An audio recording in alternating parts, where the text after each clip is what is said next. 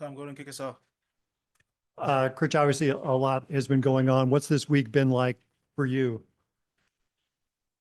Yeah, it's an interesting week for the club with a lot of the decisions that we've took away from the field. I still try to remain just very focused in what I can control, and a big part of that is getting the guys prepared for the weekend.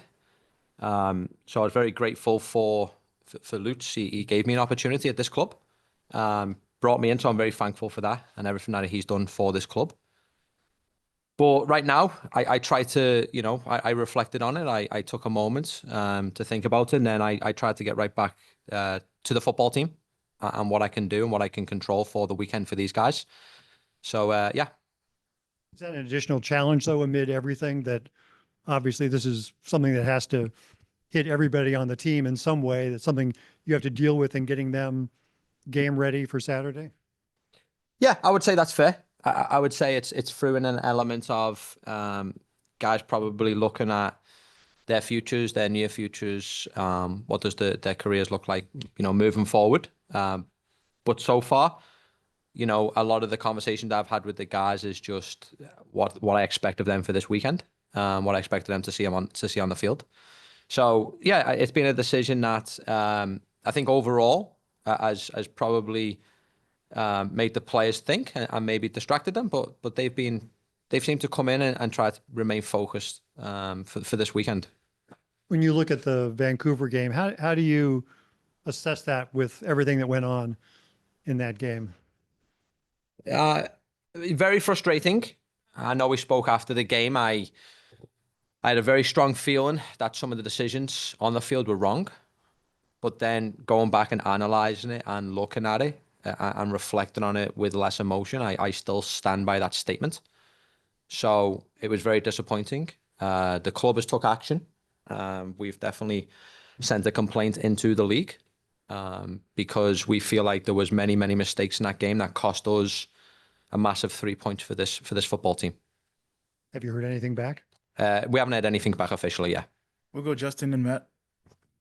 Critch, just kind of looking at Houston specifically as a team that on the road in Houston, there's some success defensively, but the attack wasn't really rolling yet. Now you're playing them at a much different time and how the team has progressed this season. How do you like this outlook compared to when you first faced them back in Houston? Yeah, I like it a lot. The first thing I'll mention is we have a full utilization of our team now. Only one player out being Cedric. So we have a very healthy, competitive squad now competing every day for, whether that's the 20-man roster spot or the starting 11. So our training environment is good. It's intense. Guys are competing now. So we're a very different team just on paper this upcoming game now than what we was when we faced them a few weeks back. And then the second part of that is we've also evolved every single week as a team. These guys are continuing to progress and develop in a good direction. So I think we've improved our squad depth for sure. We've improved our qualities as well in areas where we weren't so effective in the first game, for example, like breaking down their first line of defense.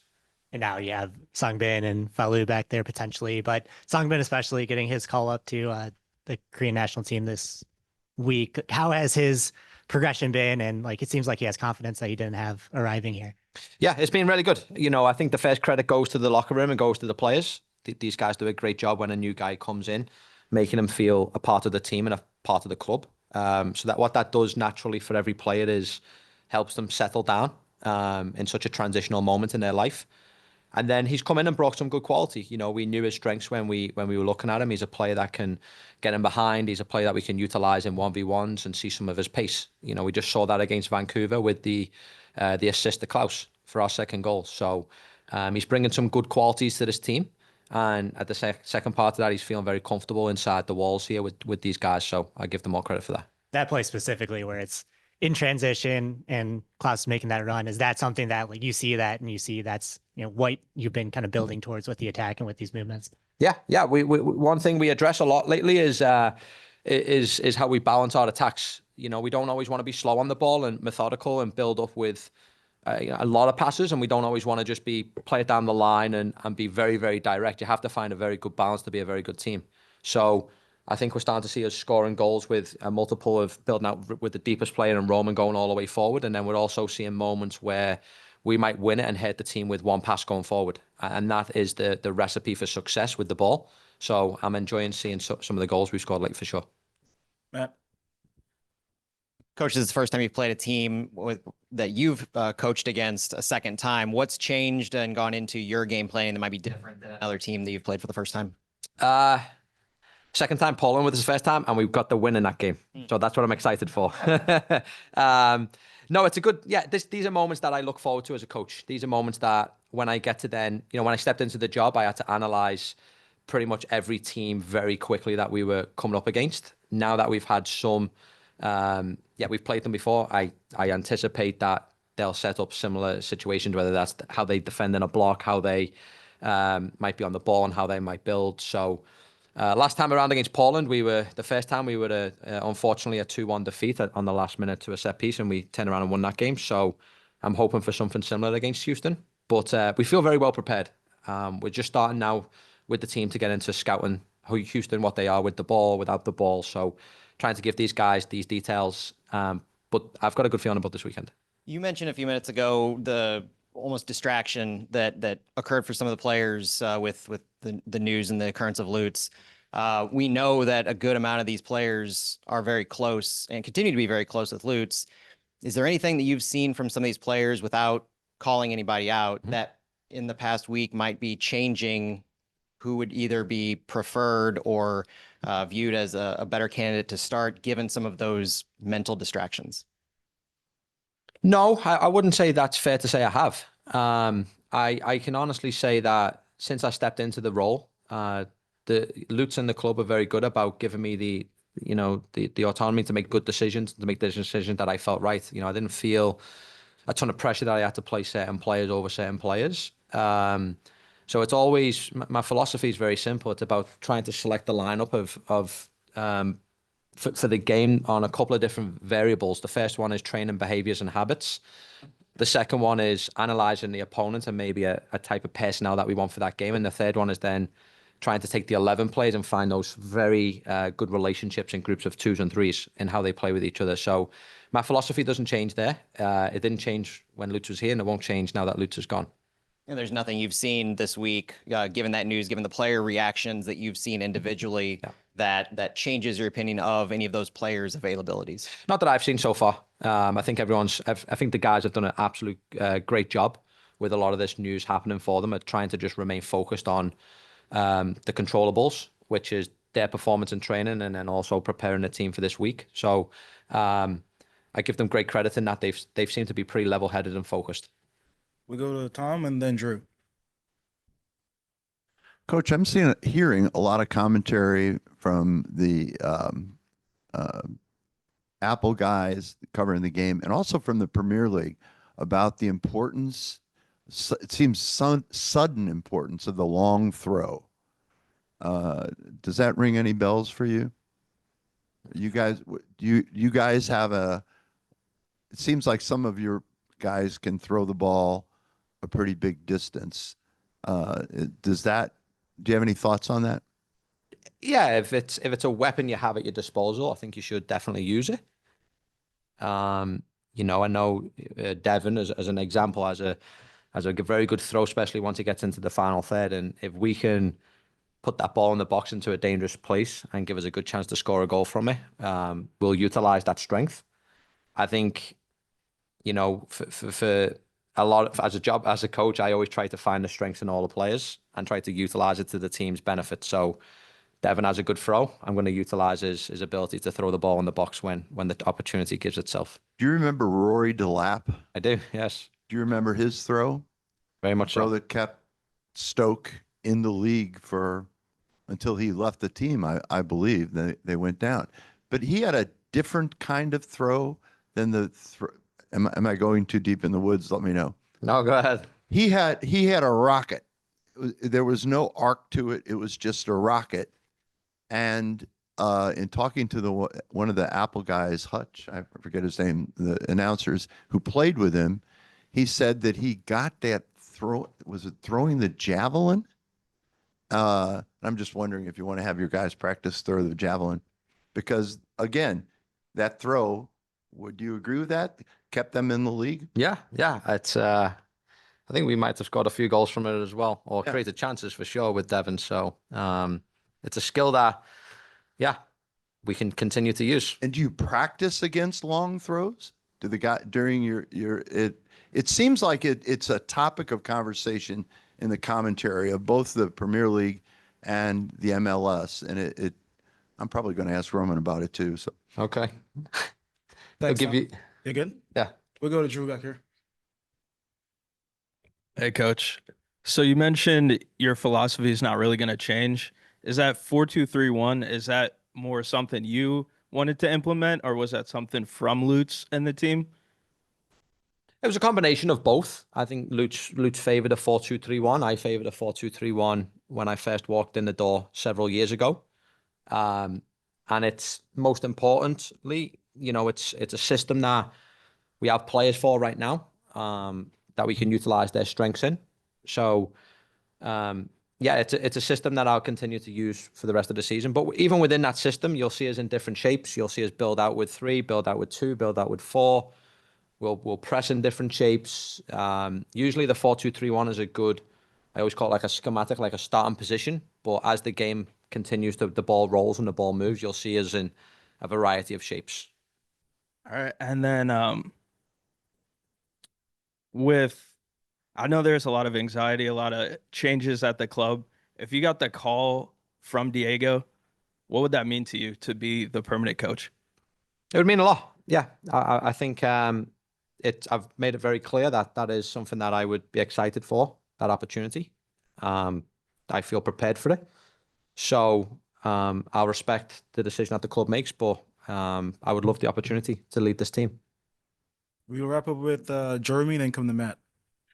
Coach, I'm curious. Diego's talked a lot about the evolution of the club and moving it forward.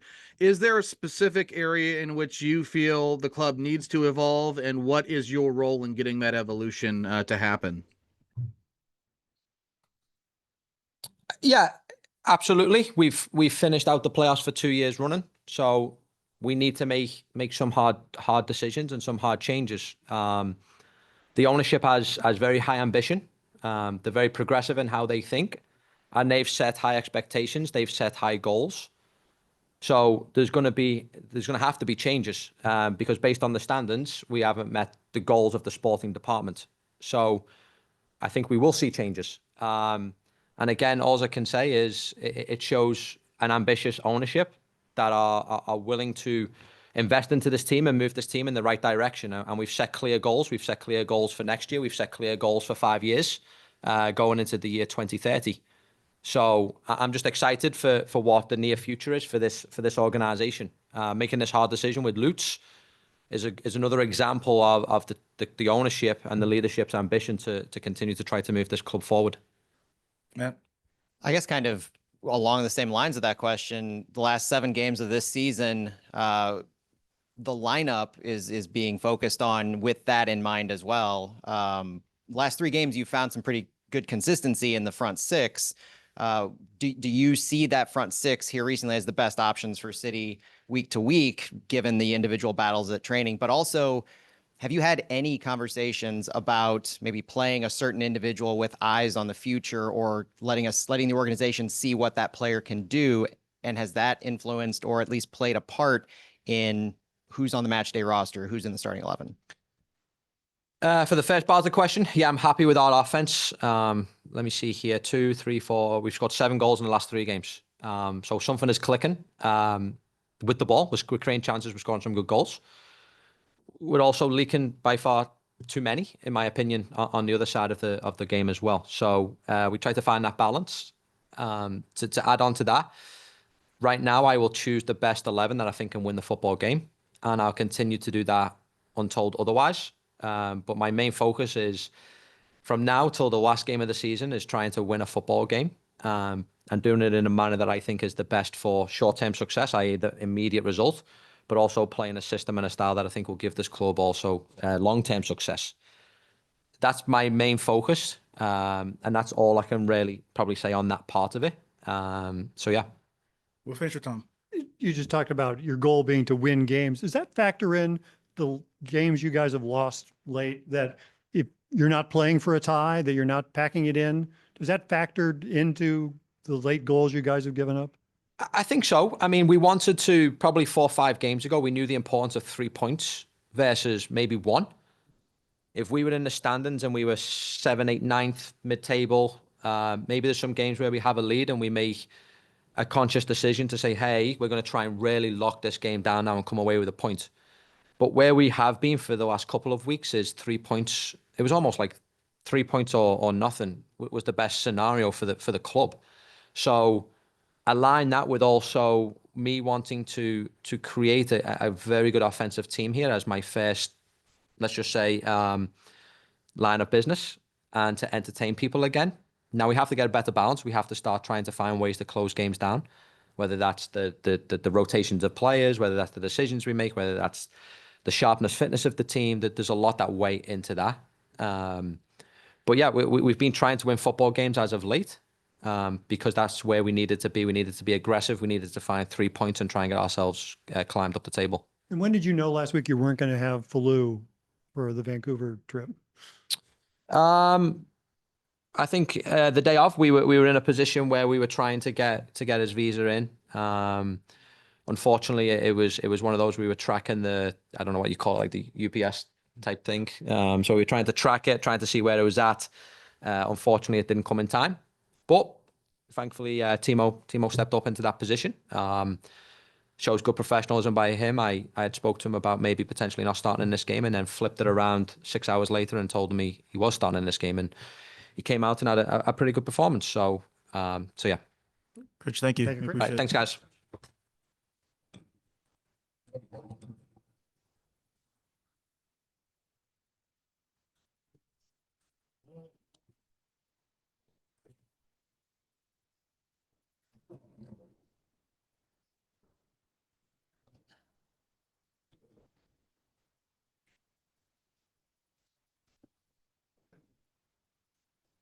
Tom, go ahead. Roman, this is the second time this season you guys have had a bombshell dropped on the team. How hard was this one? Presumably harder because you've known Lutz longer than Olaf. What was it like this week, and how hard is it to go through these things?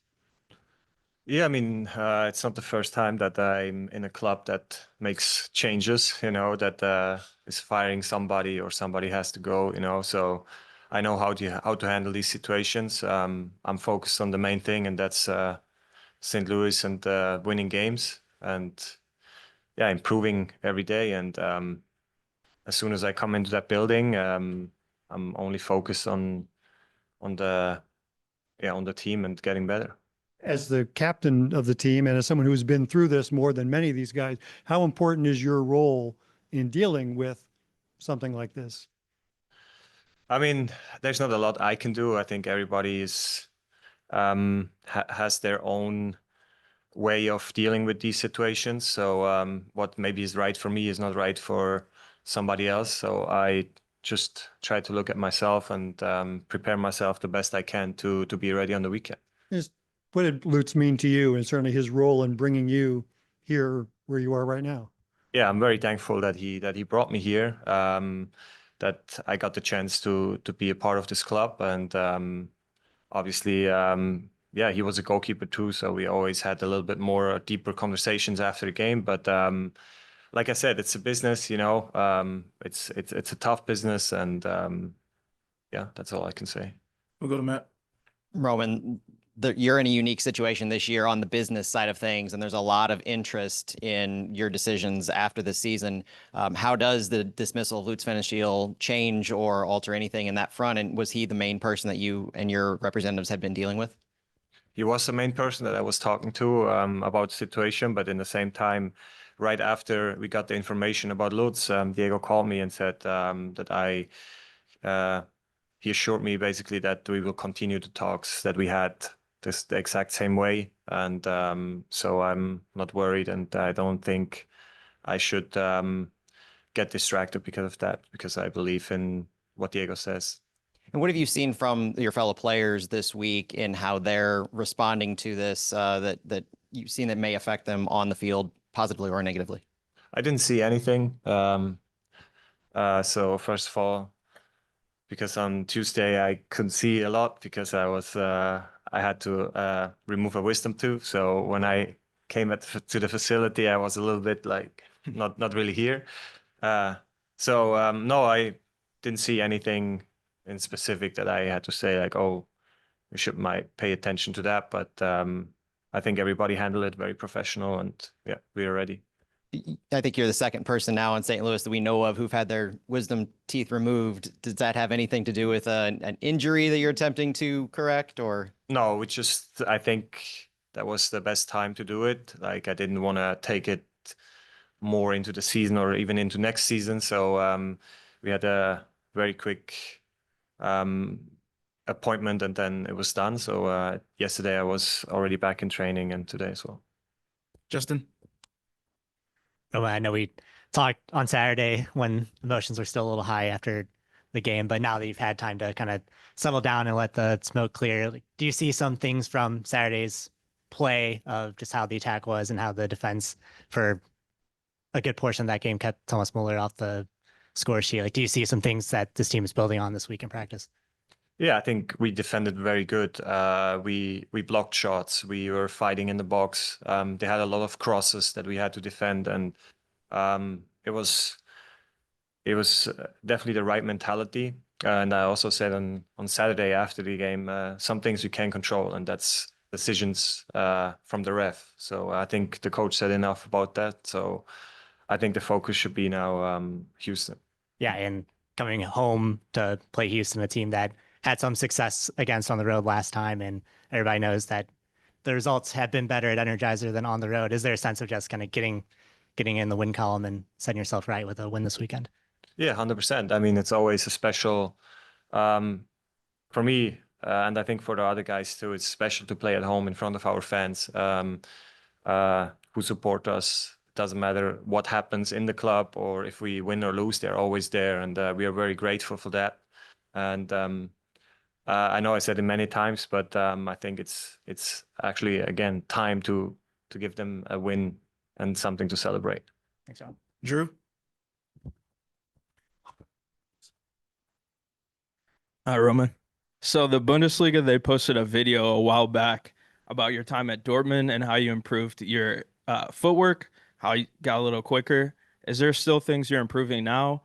Are you just more so sharpening what you already have? Yeah, I mean, with Alex as a goalkeeper coach, we improve every day, you know. We work hard. We have a very good group together, goalkeeper union, and so it's a lot of fun. And obviously, we all want to improve day by day. Tom Schwartz? How do you feel about this group of guys that you got right now on your teammates right now, as opposed to at the beginning of the season? I mean, I feel very good. The team is good, you know, like especially Devin with the long throw. Okay. Next question. No, it's another weapon that we have, and no, the team is great. You know, like just sometimes we feel like, I think everybody feels the same, that something a little bit is missing. You know, we need the last detail to be right to win the games, and so I think we're on the right track. We changed our play style since Critchley is here, and I think we improved a lot. So I'm very positive. Getting back to the importance of the long throw, Yeah. do you practice against a long throw? Is it different? Because sometimes it just seems the difference of the trajectory, whatever it is, the goalies have big problems with strong long throws. Yeah, it's not an easy ball to defend, to be honest. But because we have Devin, we also try to defend these balls if he's in another team, if we play against him in training. So we're trying our best to defend that, but luckily we can use it in the official game as a weapon for us. And do you remember Roy DeLapp from Stoke City? No, sorry, I don't. He had a bullet. You ought to check it out sometime. Okay. Thank you very much. Tom Timmerman? Are you inclined to wait on making any decisions about your future until there's a sporting director and a coach in place? I mean, we are still in talks. You know, there's nothing set, nothing ready to sign. So I'm not ready to make a decision. Once we figured everything out and we have time anyways, we have still a lot of games to play. And so I'm not feeling, or I'm not putting myself under pressure. And I think the club also doesn't have to be under pressure. You like it here? Yeah, of course. I mean, it's my third year, if I'm not mistaken, and 3+. yeah, 3+. It's amazing, and I say it every time. Like playing in the stadium and our fans is something special. Roman, thank you. Appreciate it. Yeah, thank you.